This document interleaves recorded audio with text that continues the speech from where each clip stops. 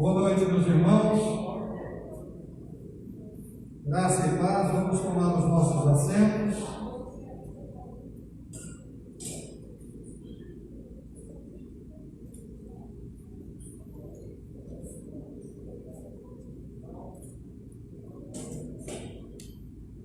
Quero convidar você a curvar sua cabeça, fechar o seu olho. Vamos conversar com Deus agora.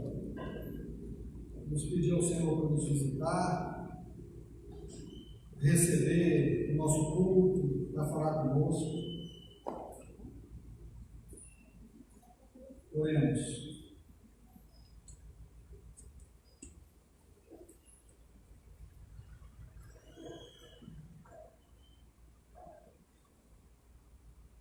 Pai, em nome de Jesus, nós nos encontramos na Tua casa nesta noite com o propósito de louvar, de adorar o Teu nome, de prestar um culto ao Senhor.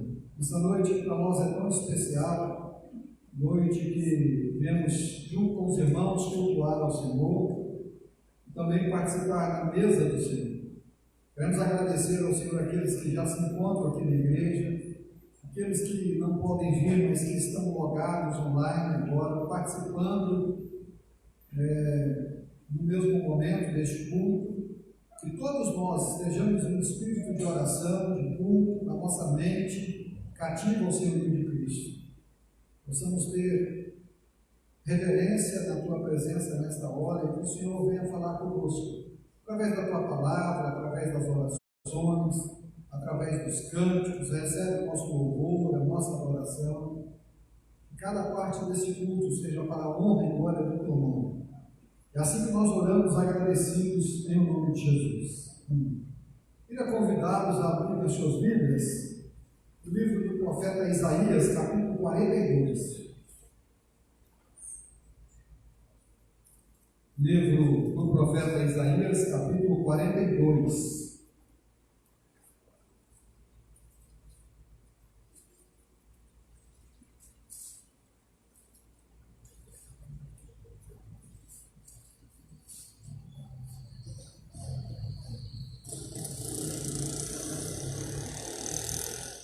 Isaías 42, nós vamos ler do verso 1 até o verso 9.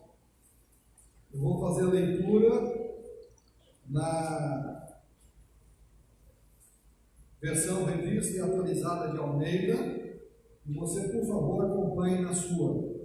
Diz assim o texto bíblico: Eis aqui o meu servo, a quem sustenho, meu escolhido, a quem a minha alma se compraz. Pus sobre ele o meu espírito, e ele promulgará o direito para os gentios. Não clamará, nem gritará, nem fará ouvir a sua voz na praça. Não esmagará a cana quebrada, nem apagará a torcida que fumeja. Em verdade, promulgará o direito, não desanimará, nem se quebrará, até que ponha na terra o direito. E as terras do mar aguardarão a sua doutrina. Assim diz Deus, o Senhor, que criou os céus e os estendeu, formou a terra e tudo quanto produz, e dá folha de vida, está, e o Espírito ao se renovar. Eu, Senhor, te chamarei em justiça, tornar-te-ei pela mão e te guardarei, e te farei mediador da aliança com o povo e luz para os gentios, para abrir os olhos aos cegos, para tirar da prisão o cativo e do cárcere os que jazem em trevas. Eu sou o Senhor. Este é o meu nome. A minha glória, pois, não a darei a outro, nem a minha honra às imagens de escultura. Eis que as primeiras predições já se cumpriram, novas coisas eu vos anuncio, e antes que sucedam, eu vou-las farei ouvir. Aleluia. O Senhor abençoe a leitura da sua palavra, complete em nossos corações. Nós vamos ter agora um momento de música, vamos cantar um cântico. Logo em seguida nós vamos para a ceia do Senhor, depois continua o louvor e depois a palavra. Vocês já estão, aqueles que são famílias, eu vou pedir só as crianças para se movimentar o menos possível, tá bom? Vamos louvar ao Senhor.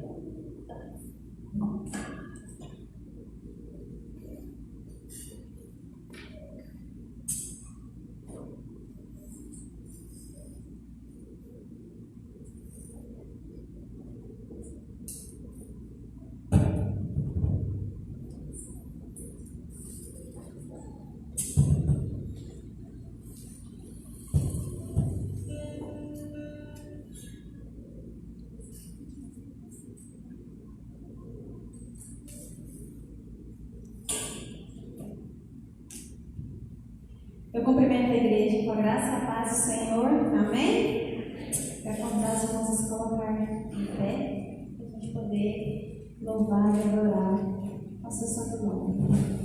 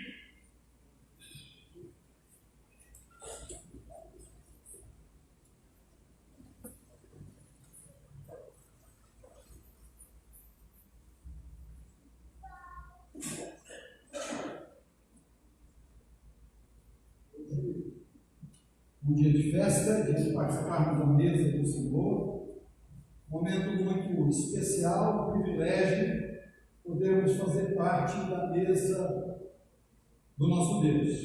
O apóstolo Paulo, quando estava instruindo a igreja de Coríntios, diz assim: porque eu recebi do Senhor, também vos entreguei, que o Senhor Jesus, na noite em que foi traído, tomou o pão, e tendo dado graças, partiu, e disse: isto é o meu corpo que é dado por vós, fazei isso em memória de mim.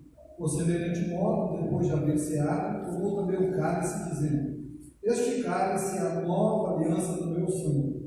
Fazei isso todas as vezes que o beberdes em memória de mim. Porque todas as vezes que comerdes o pão e beberdes o cálice, anunciai a morte do Senhor até que ele venha. Por isso, aquele que comer o pão, beber o cálice do Senhor indignamente, será réu do corpo e do sangue do Senhor. Examine-se, pois, o homem a si mesmo, e assim como do pão, e beba do cálice. Pois quem bebe, sem discernir o corpo, come e bebe juízo para si. Eis a razão porque há entre vós muitos fracos e doentes, e não poucos que dormem. Porque se nós julgássemos a nós mesmos, não seremos julgados.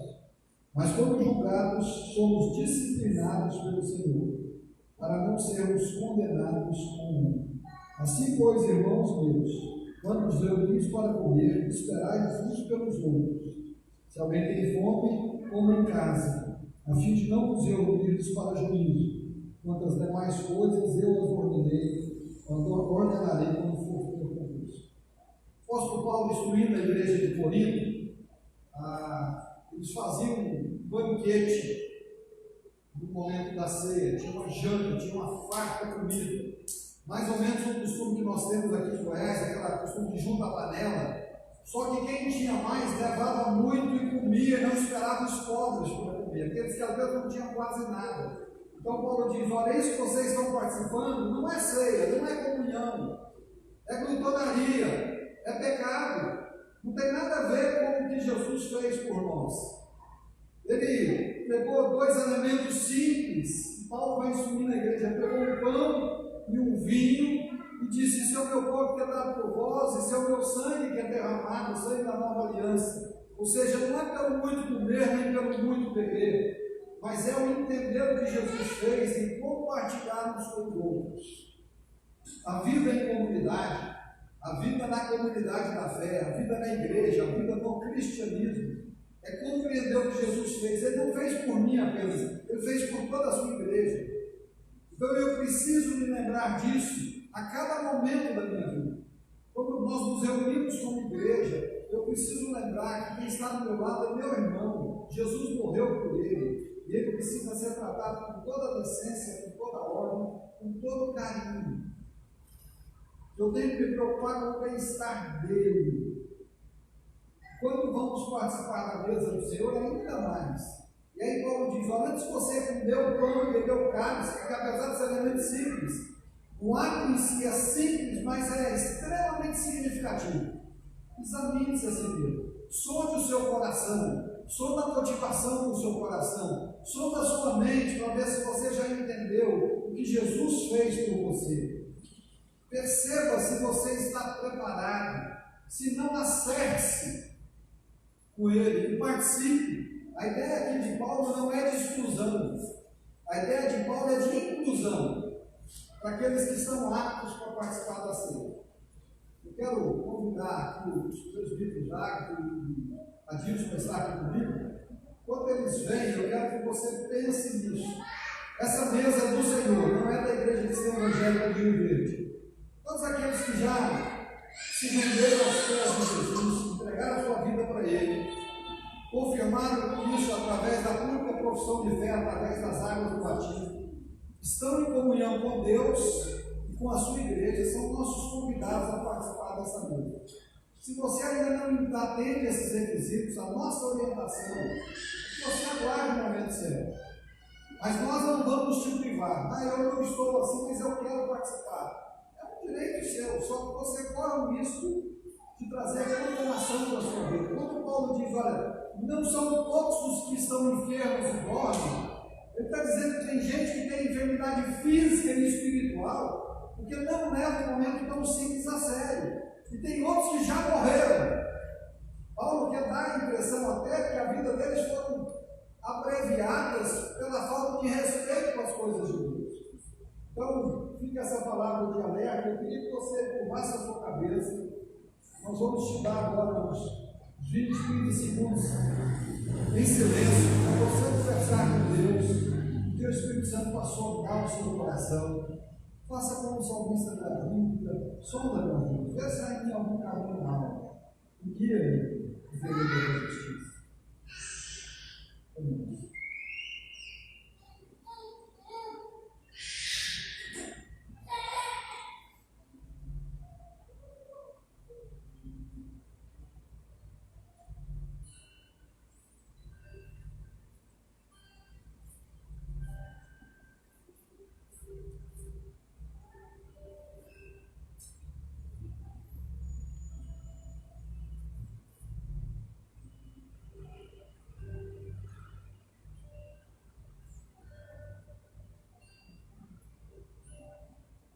Pai, em nome de Jesus, nós nos rendemos a Ti. Colocamos as nossas vidas no Teu altar.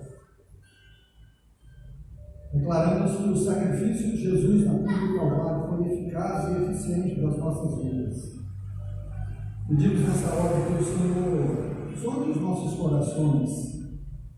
Se há algo em nós que tem te desagradado, queremos pedir que o Senhor nos perdoe e nos oriente para consertarmos.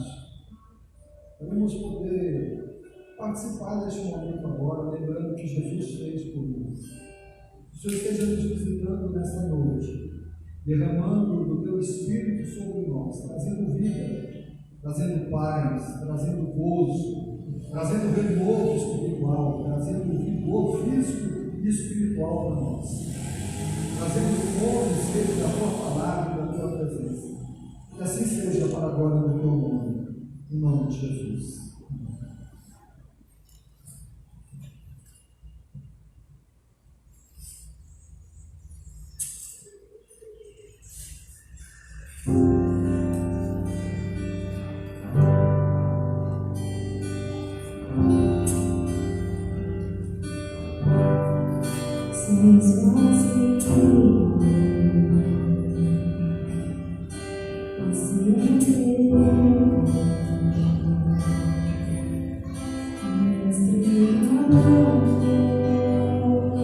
Para facilitar a distribuição, você vai participar, por favor, fique de pé, que os irmãos possam identificar.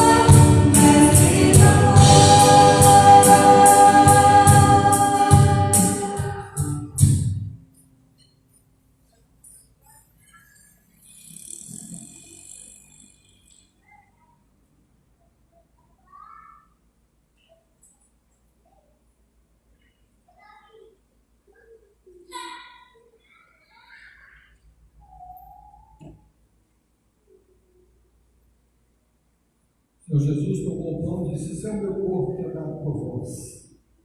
Ele deu o seu corpo em resgate nosso, resgate do nosso pecado. Ele veio a esse mundo, deixou a sua glória para cumprir a justiça de Deus, para satisfazer a justiça de Deus, para que eu e você não fôssemos condenados ao inferno. Essa é a dimensão do que Cristo fez por nós na cruz do Calvário. Ele deixou a sua glória, diz Paulo lá em Filipenses capítulo 2, e se humilhou até com uma forma de servo, e morreu com a cruz, a morte mais vergonhosa que tinha, por amor de mim e de você. E nesse ato que nós participamos deste corpo, deste pão, que continua sendo pão, deste cálice, que continua sendo o suco e uva,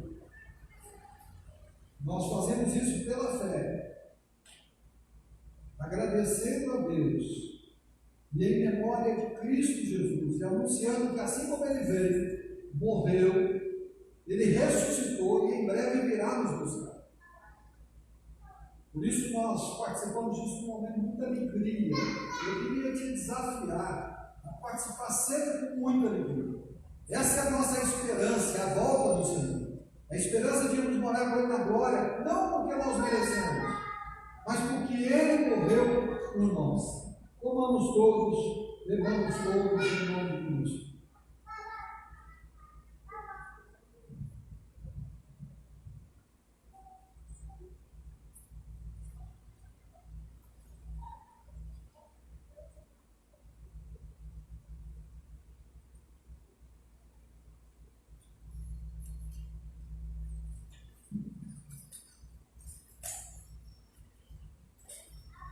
Os irmãos vão recolher enquanto nós continuamos cantando. Os irmãos ficam à vontade, aqueles que quiserem ficar em pé, fiquem em pé. Quem quiser ficar sentado, fique sentado, mas adore ao Senhor, louve a Ele de coração. Renda a Ele todo o seu louvor, a sua gratidão.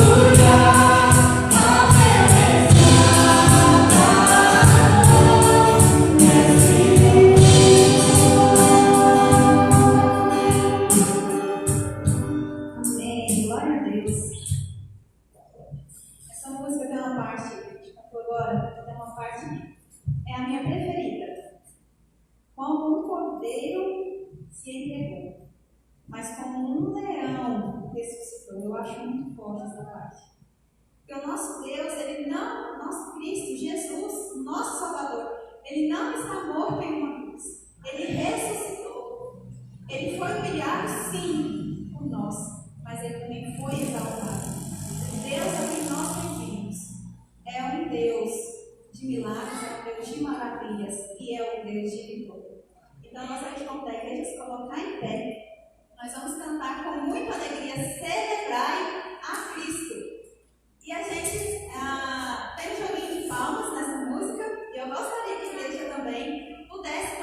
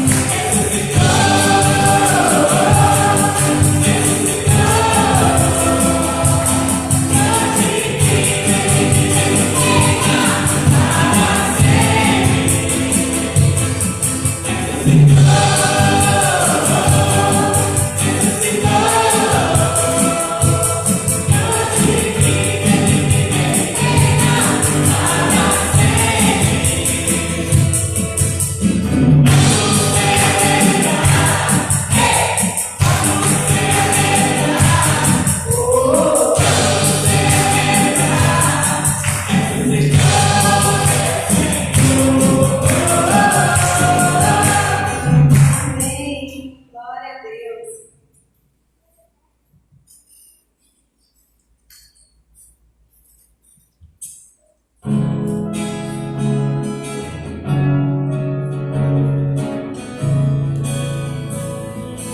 Os irmãos que trouxeram seus dízimos e suas ofertas podem estar depositando nos outros lados dessa mesa.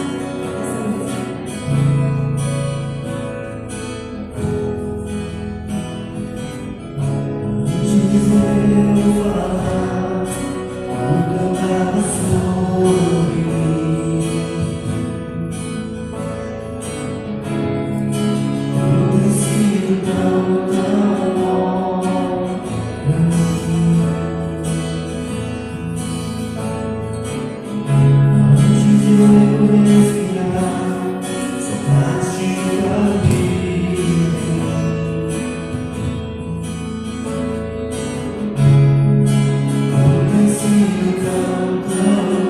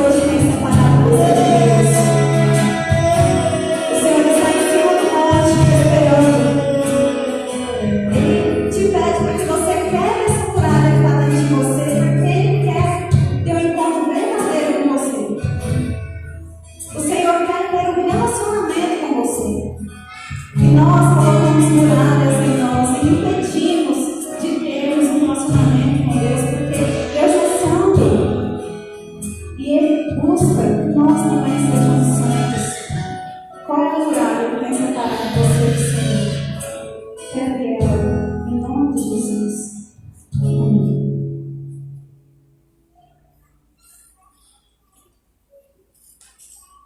Podeis sentar.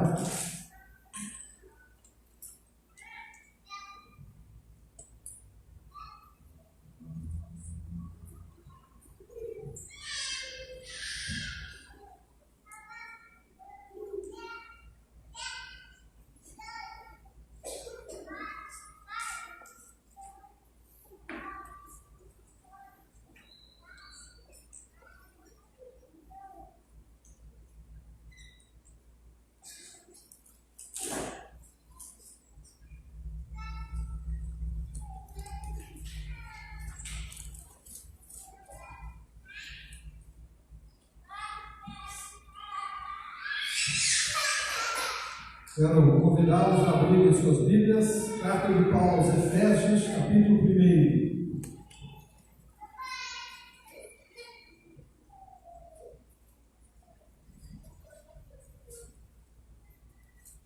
Carta do apóstolo Paulo à igreja de Éfeso, capítulo 1.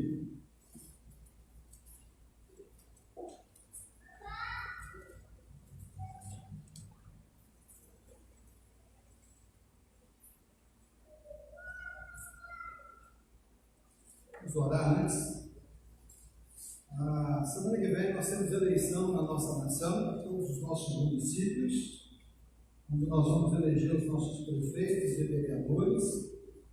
E quero pedir que você passe a semana de oração, busque diante de Deus a orientação, faça uma escolha consciente, porque você é responsável pelas suas escolhas. Nós também vamos orar por um irmão nosso que é candidato a vereador, o Riverino, esteve aqui ontem, e até viria hoje para orar com ele aqui na frente. Nós vamos orar também pelo irmão Riverino, para que, se for esse o projeto de Deus para a vida dele, que ele seja eleito como um. Meu pedido como pastor é ore, busque ao Senhor, vote naquilo que você tem a consciência que é o melhor para seu município e para sua cidade. Não vote por amizade, não vote por simpatia, vote realmente aquele que você acha que é alguém que Deus vai colocar lá para fazer um bom trabalho, tá bom? Com a sua cabeça, vamos orar. Olha, nós dependemos totalmente do Senhor, sabemos que o Senhor reina, que o Senhor está no controle de todas as coisas, mas também sabemos que nós somos cidadãos dos céus e cidadãos da terra. E aqui nós precisamos exercer os nossos deveres de cidadãos. Queremos clamar pela nossa nação, em primeiro lugar pela saúde da nossa nação. Que o Senhor esteja exterminando no nosso meio esse vírus que tem assolado a nossa nação, que tem matado tantas pessoas, que tem contaminado tantas outras. Que o Senhor dê sabedoria aos médicos, à equipe de enfermagem. O Senhor também abençoe os cientistas que estão tentando desenvolver uma vacina. Dá sabedoria e que isso em breve seja dissipado para a glória do Teu nome. Dá-nos sabedoria a nos portarmos nessas situações. Queremos também pedir pelas eleições que se aproximam, eleições municipais, em todos os nossos municípios. Queremos clamar que o Senhor nos dê uma eleição pacífica, uma eleição em paz, e que sejam eleitos aqueles que o Senhor mesmo já escolheu para governar as nossas cidades. Que o Senhor possa dar a cada um de nós a direção para exercermos o nosso voto com consciência, com cidadania, fazendo para a glória do Senhor. Nos lembramos do nosso irmão Rivelino, que é candidato a vereador aqui na nossa cidade. Que o Senhor esteja com ele, que o Senhor dê a ele sabedoria, que a tua vontade, que é boa, perfeita e agradável, se cumpra também na vida dele. Independente do resultado da eleição, que ele se firme aos teus pés e que ele dê um bom testemunho de cristão para a glória do teu nome. Agora que nós vamos ler a tua palavra e meditar um pouco nela, pedindo que o Senhor fale conosco. Precisamos ouvir a tua voz. Alimenta a nossa alma, nosso espírito nessa noite, através da tua palavra. É assim que nós oramos agradecidos em nome de Jesus. Amém. Efésios capítulo 1, nós vamos ver até o verso de número 14.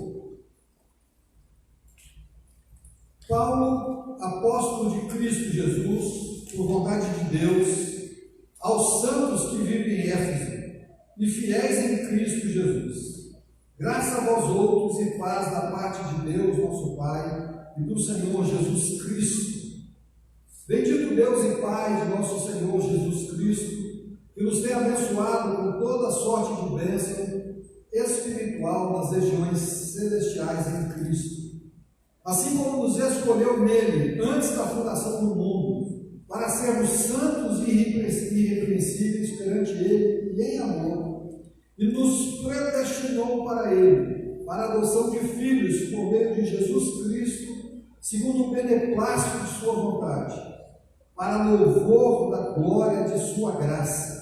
Ele nos concedeu gratuitamente no amado, no qual temos a redenção pelo seu sangue, a remissão dos pecados, segundo a riqueza da sua graça, que Deus derramou abundantemente sobre nós, em toda sabedoria e prudência, desvendando-nos o mistério da sua vontade, segundo o seu beneplácito que propusera em Cristo, de fazer convergir nele, na dispensação da plenitude dos tempos, todas as coisas, tanto as do céu como as da terra. Nele digo, no qual fomos também feitos herança, predestinados segundo o propósito daquele que faz todas as coisas, conforme o conselho da sua vontade, a fim de sermos para o louvor da sua glória, nós, os que de antemão esperamos em Cristo, em quem também vós, depois que ouviste a palavra da verdade, o evangelho da vossa salvação, tendo nele também crido, fostes selados com o Santo Espírito da promessa, o qual é o penhor da nossa herança, até o resgate da sua propriedade, em louvor da sua glória. Aleluia! Estamos terminando hoje uma série de mensagens sobre os pilares da Reforma Protestante. Esses pilares, eles são feitos em 5 afirmações.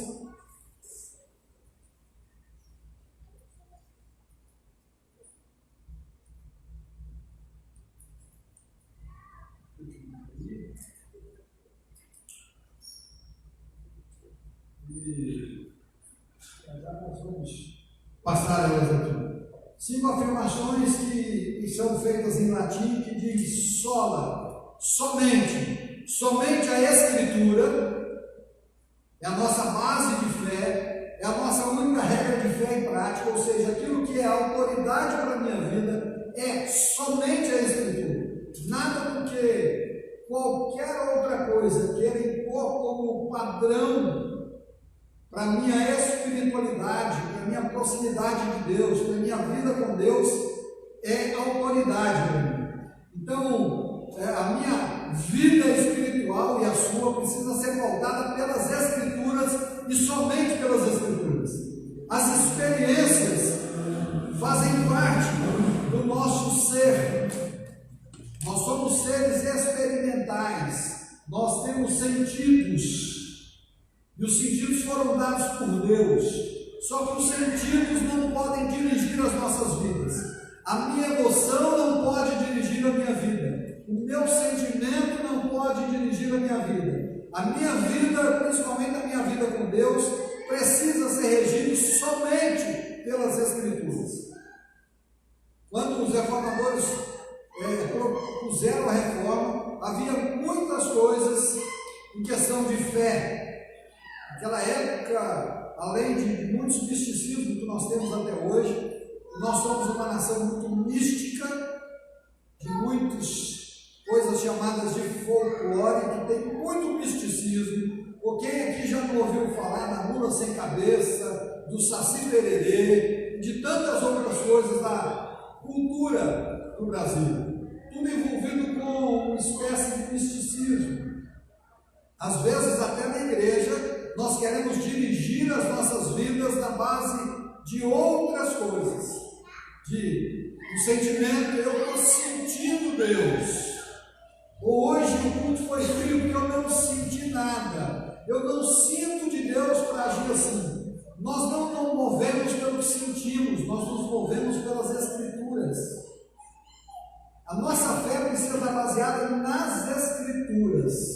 É isso que esse sola que nós vimos há 3 semanas atrás quer dizer. Somente a Escritura. Não é a Escritura mais a membresia da igreja, não é a Escritura mais a indulgência, não é a Escritura mais uma campanha, não é a Escritura mais qualquer outra coisa, ainda que sejam coisas boas.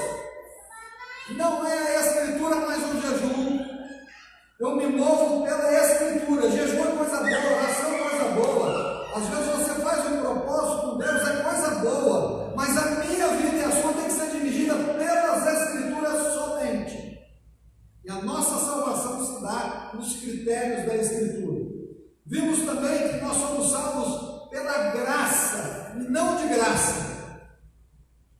Pela graça somente. Custou um preço altíssimo, o preço do Deus se encarnar e pagar os nossos pecados na cruz do Calvário. Um preço impagável. Deus olha para a humanidade, vê que nós não temos como pagar a dívida, então Ele, na sua sabedoria, no seu conselho divino, diz: eu vou pagar essa dívida. Jesus vem a essa terra pagar a minha, a sua dívida, que é totalmente impagável. Então ela é de graça para nós, mas ela não foi de graça. Jesus pagou o preço da nossa iniquidade, do nosso pecado. Talvez essa má percepção faça que muitos de nós não valorizem na prática o que Jesus fez por nós e vivemos de qualquer maneira, ou vivemos ainda carregando o fardo de achando que é se eu conseguir fazer isso, se eu for assim, se eu isso, se eu aquilo. Nós vemos isso, nós somos um país estritamente místico e católico, e pessoas fazem promessas e fazem grandes eu não sei nem o nome daqueles negócios, aquelas caminhadas loucas, peregrinações e penitências. Dentro do meio evangélico tem muita penitência hoje. Ou você não ouviu dizer: traga o seu tudo, traga a sua casa, o seu carro, venda tudo e traga para Deus, como se Deus usasse o nosso dinheiro. A salvação é de graça. O que a Bíblia diz é: filho meu, dá no teu coração, que é a sede da emoção, do sentimento, é o seu tudo, é um reconhecimento do que Deus fez para nós. A graça é isso. Aquilo que nós merecíamos, que é ir para o inferno, Deus nos dá. O que nós não merecíamos, que é ir para o céu, através da sua graça. Isso é obtido pela fé no sacrifício de Cristo. Pela graça sois salvos mediante a fé. Isso não vem de vós, é dom de Deus, para que ninguém escolha, é presente de Deus. Ele nos deu um presente, e nós assumimos e recebemos esse presente pela fé que o próprio Deus coloca no nosso coração.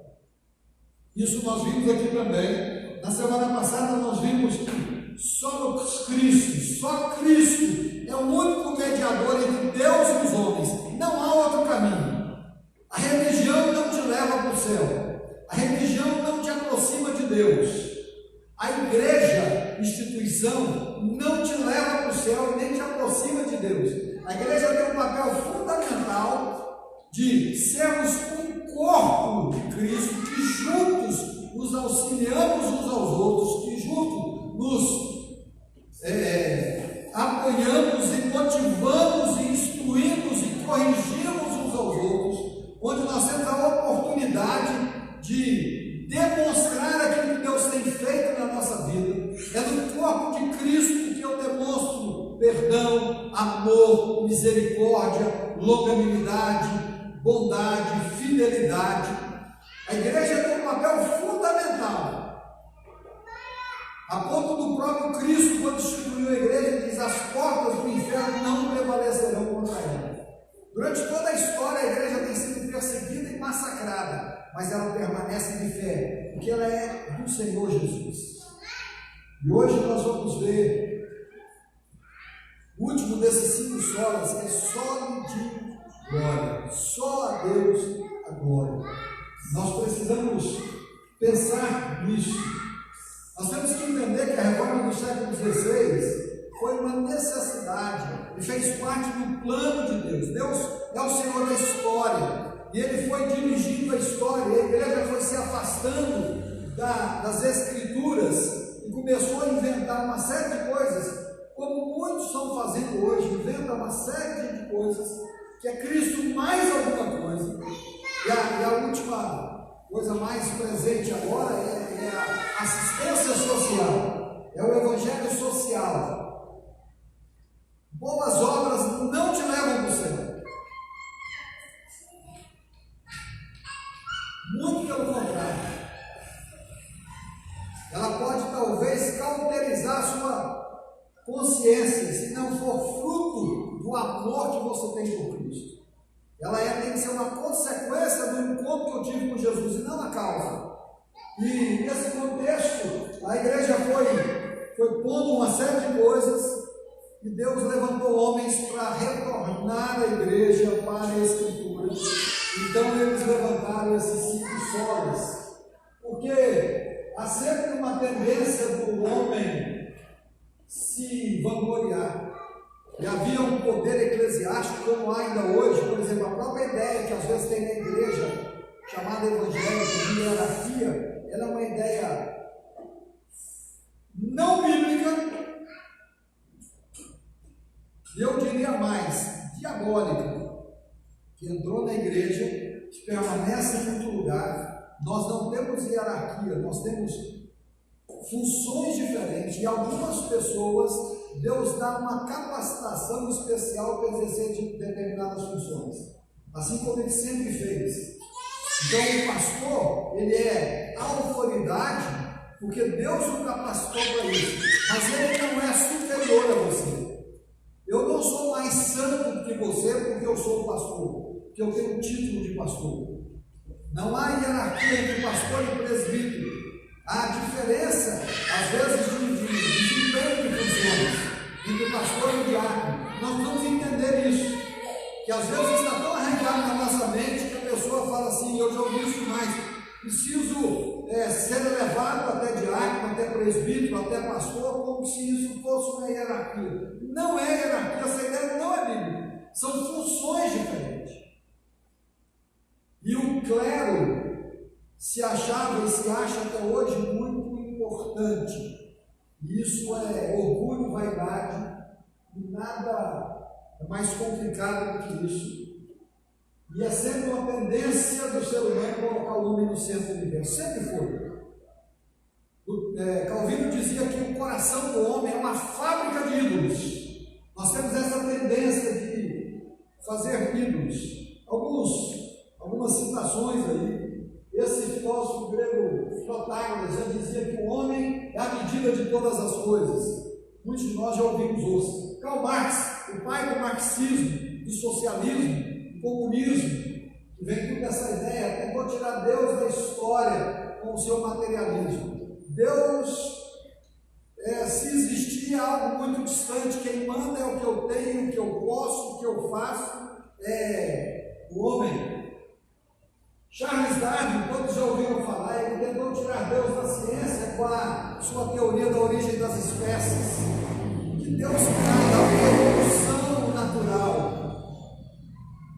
Sigmund Freud, pai da psicanálise, tentou banir Deus do inconsciente do homem. Nietzsche, um pensador muito inteligente, ele proclamou a morte de Deus.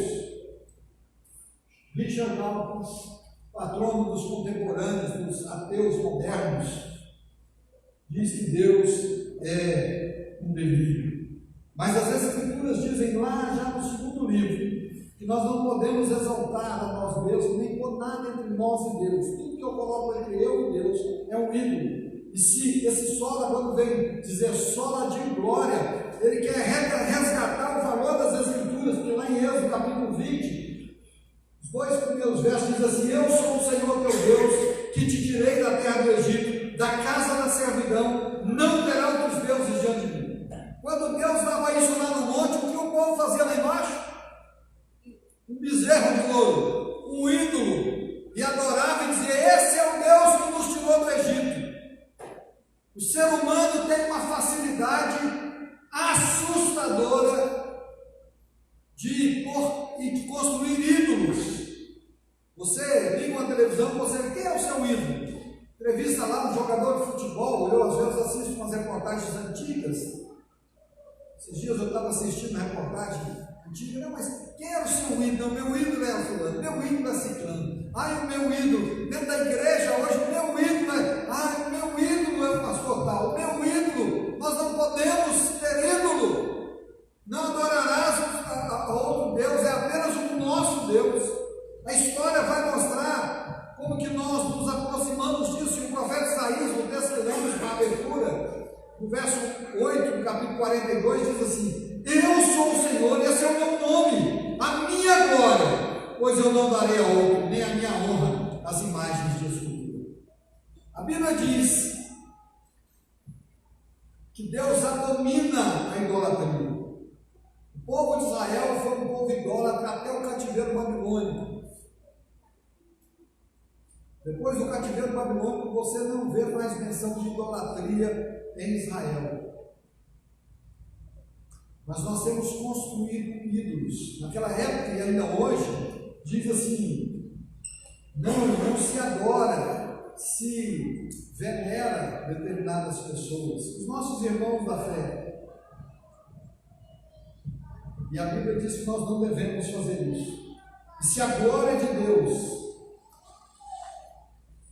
João Piper diz que a glória de Deus é a santidade de Deus.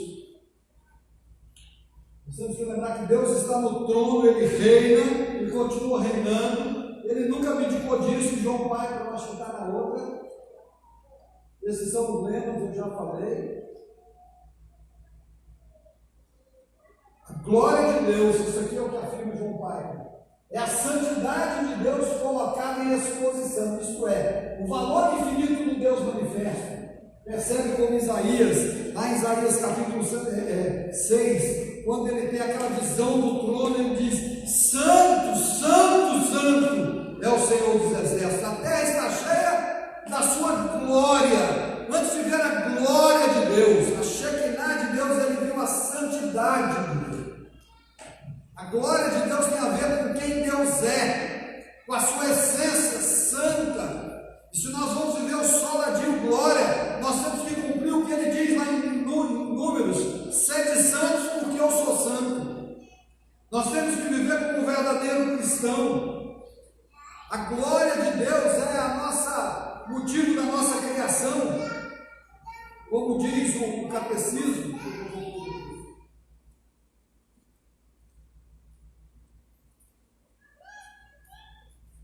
Não estudo no slide, não. Como diz no catecismo, diz assim: qual é o fim do homem? É glorificar a Deus e gozá-lo para sempre. A glória de Deus é o motivo da nossa existência, e não somente disso, tudo é para o louvor da sua glória. Nós vemos isso aqui em Efésios: para o louvor da glória da sua graça, a fim de sermos para o louvor da sua glória. Nós, os que de antemão esperamos em Cristo, qual é o penhor da nossa esperança, até que resgate na sua propriedade em louvor da sua glória. Meu irmão, minha irmã, nós vivemos para glorificar a Deus. E se você e eu ainda estamos vivos, é porque Deus ainda espera ser glorificado em nós e através de nós. A falar da glória de Deus, nós precisamos conhecer esse Deus. Soladinho glória se traduz glória somente a Deus. Paulo, escrevendo à igreja de Corinto, diz assim: portanto, quer comais, quer bebais, ou façais qualquer outra coisa, fazei tudo para a glória de Deus. Mas o que é fazer tudo para a glória de Deus? Eu tenho insistido em falar daqui na igreja já há algum tempo, para que nós sondemos o nosso coração e vejamos qual é a motivação do meu coração. Aonde está o teu coração, aí está o teu Deus. É o que diz as Escrituras. Então tudo que eu vou fazer, eu preciso saber por que eu estou fazendo. É para a glória de Deus ou é qualquer outro motivo? Dr. Martin Lloyd Jones disse o seguinte: é fato que somos demasiadamente subjetivos. Todos nós estamos interessados demais em nossos temperamentos, estados e condições. Somos todos muito psicológicos, introspectivos, e daí nos preocupamos muito com os benefícios que o Evangelho cristão e a salvação cristã tem para nos dar.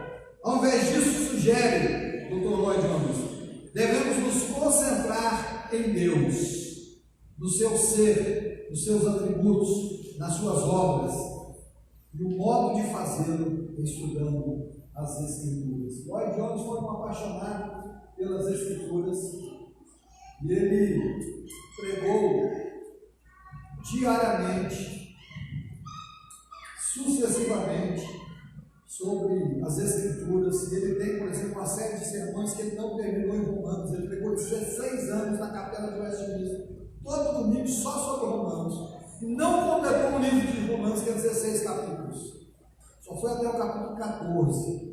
Ele pregou por vários anos sobre Efésios, tem 6 livros só de sermões dele sobre Efésios. Um homem dedicado às Escrituras. Diz: olha, se você quer viver para a glória de Deus, conheça as Escrituras. O próprio Cristo disse isso, nós lemos aqui, quando falamos de sol da Escritura. Olha o que o profeta Isaías fala do nosso Deus. Isaías capítulo 40.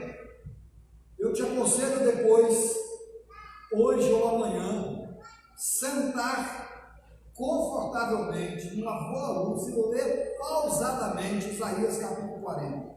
Que a tua noção mínima de quem é o seu Deus, leia todo o capítulo de Isaías 40. Eu vou ler aqui só 4 versículos, a partir do verso 12, que diz assim: quem com a concha da sua mão mediu as águas, e tomou a medida dos céus a palmos? Quem recolheu na terça parte de uma efa o pó da terra, e pesou os montes em romana e os routeiros em balança de precisão? Quem guiou o Espírito do Senhor? Ou com seu conselheiro o ensinou? Com quem tomou ele conselho para que lhe desse compreensão? Quem instruiu na vereda do juízo e lhe ensinou a sabedoria e lhe mostrou o caminho do entendimento? Eis que as nações são consideradas por ele como um pingo que cai de um balde, e como um grão de pó na balança. As ilhas são como pó fino que se levanta. Ele mede a água com a concha da sua mão, ele pesa a montanha, ele bate com balança de precisão, ele tem todas as coisas sob o seu controle. O Novo Testamento vai dizer que nenhum fio da sua cabeça cai sem que seja contabilizado por Deus. Aqueles que têm mais ou menos cabelo, se tiver dúvida, chegar no céu, pergunta por quê. Não sei por quê. Eu sei de uma coisa: não cai um fio da minha ou da sua cabeça sem seja contabilizado por Deus. Por que o senhor sabe disso, pastor? Porque a Bíblia declara isso. O senhor entende isso? Não entendo plenamente, mas a Bíblia declara é a verdade. Olha o que mais a Bíblia fala do nosso Deus, só algumas passagens. Isaías 42, que nós lemos: eu sou o Senhor, este é o meu nome, a minha glória não a darei a outro, nem a minha honra às imagens de escultura. Deus abomina a idolatria, qualquer tipo de idolatria. Isaías 66, assim diz o Senhor: o céu é o meu trono, e a terra o estrado dos meus pés. Que casa me edificarei vós? Qual é o lugar do meu repouso? Porque a minha mão fez todas as coisas, e todas vieram a existir, diz o Senhor. Mas o homem, para quem olharei a esse? O aflito e abatido de espírito, que treme na minha palavra. Deus diz: eu sou o Senhor de todas as coisas, mas eu me importo com o homem que está contrito na minha presença. Esse é o nosso Deus.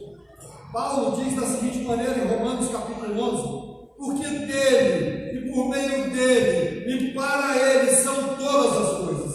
A ele, pois, a glória eternamente. Glória somente a Deus. Bendito Deus e Pai de nosso Senhor Jesus Cristo, que nos tem abençoado com toda bênção espiritual nas regiões celestiais em Cristo, assim como nos escolheu nele antes da fundação do mundo, para sermos santos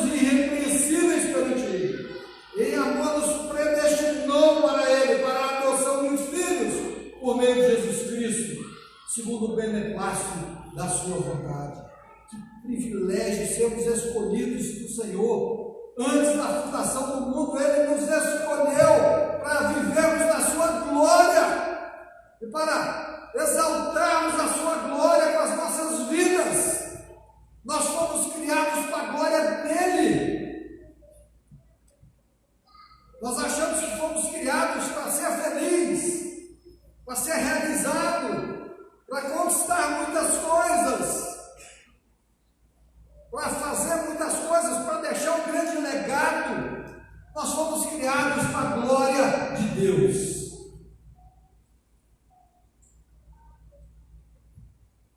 Aos Hebreus, o autor diz assim: Ele, que é o resplendor da glória, a expressão exata do seu ser, sustentando todas as coisas pela palavra do seu poder, depois de ter feito a purificação dos pecados, assentou-se a majestade nas alturas. Jesus conquistou tudo para nós. Pedro coloca de outra maneira assim: pois a carne é como a erva, e toda a sua glória é como a flor da erva. Seca-se a erva, cai-se a flor. A glória de Deus é o fim para qual tudo foi criado, é por Ele, para Ele, e todas as coisas. Como diz a confissão de fé, que o nosso fim é glorificar a Deus e gozar da frente. Nossa vida é como um sopro, e o viver o sol ardio glória, é a urgência que está sobre nós. Deus é glorificado quando o reconhecemos como fonte de todas as coisas. Olha aqui o autor do Apocalipse, o apóstolo João, descreve a glória de Deus. Digno é o cordeiro que foi morto de receber poder, riqueza, sabedoria, força, honra, glória e louvor. Apocalipse capítulo 5, verso 12. No verso 13 ele diz: aquele que está sentado no trono e ao cordeiro, seja o louvor, e a honra, e a glória, e o domínio pelo século dos séculos. Por que você ainda quer receber glória? Qual foi o pecado de Satanás? Qual foi o pecado de Adão? Como a serpente enganou Adão, no dia em que dela comer, você será como Deus. Propôs glória. Como é que ele tentou Jesus? Transforma essas pedras em pão, demonstra o seu poder, coloca no alto do pináculo aos seus anjos na hora do teu respeito, lança-te daqui. Tudo isso te darei, se prostrados me adorares. Glória! Nós somos orgulhosos, vaidosos, gostamos de ser exaltados, mas glória somente a Deus. Só Ele é digno. Deus quer ser exaltado, glorificado nas nossas vidas.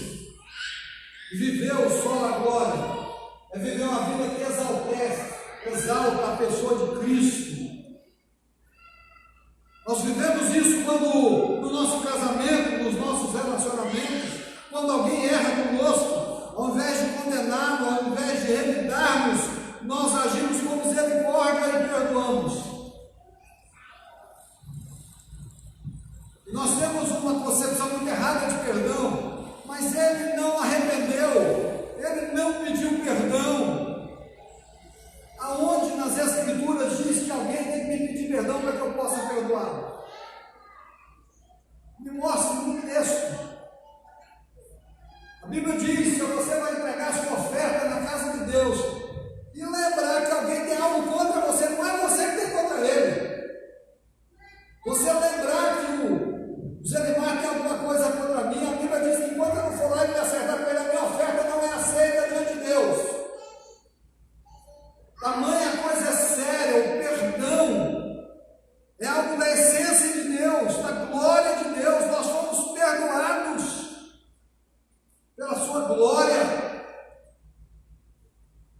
Queremos viver como cristãos, viver a glória de Deus.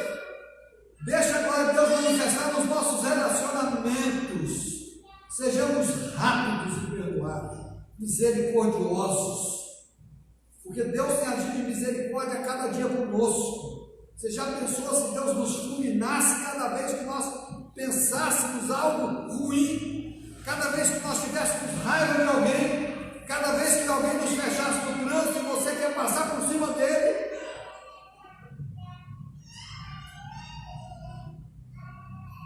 vivemos a glória do Senhor no nosso trabalho.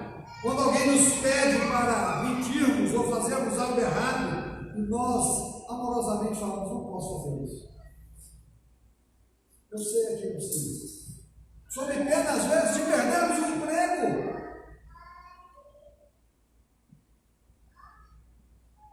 Nós vivemos a glória de Deus agindo como Cristo agiu, vivendo os princípios da palavra de Deus.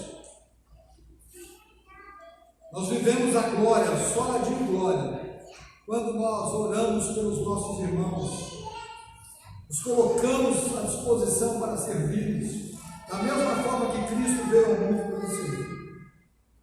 Quando alguém pede lá um tipo de oração, ou você percebe que alguém está passando, o que você faz? Você se importa com aquilo, você ora para valer com aquilo, como se fosse você precisando. Quando você percebe que algum irmão está esfriando, o que você faz? Mas também não tem jeito não. Ali a Paola não tem jeito, ela é assim mesmo.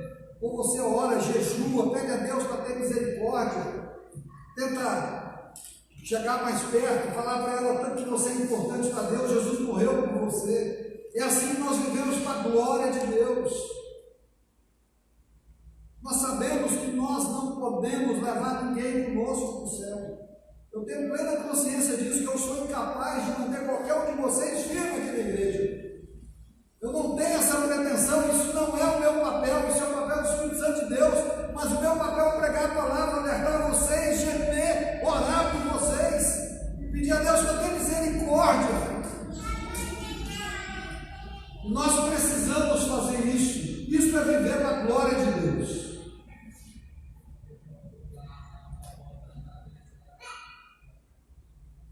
Quero concluir dizendo que o padrão da vida cristã é um padrão extremamente elevado.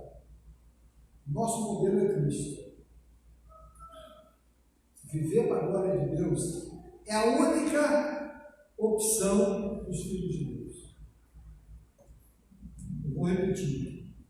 Viver para a glória de Deus é a única opção dos filhos de Deus. Qualquer outra coisa que fuja disso coloca fora da nossa função prioritária. Nós possamos viver para a glória de Deus. E que esses 5 fundamentos da reforma impactem as nossas vidas. Só a Escritura, só a graça de Deus, só a fé em Cristo Jesus, só o Cristo, e só a Deus glória. Vamos orar?